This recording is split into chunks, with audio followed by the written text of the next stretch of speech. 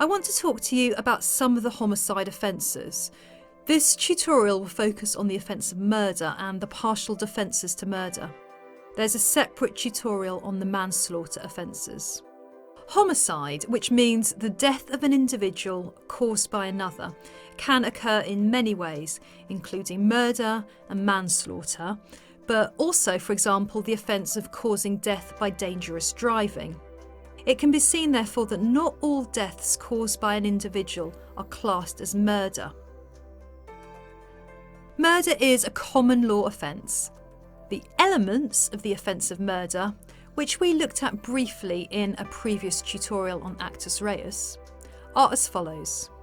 The elements of the actus reus are unlawfully, to cause the death of a human being under the Queen's peace. The mens rea is an intention to cause death or grievous, meaning serious, bodily harm. So, for the defendant to be guilty of murder, the killing must be unlawful and also take place during the Queen's peace.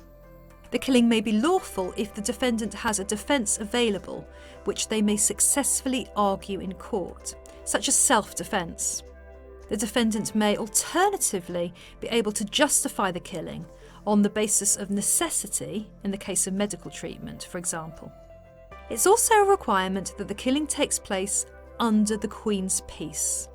This, in essence, means not during wartime.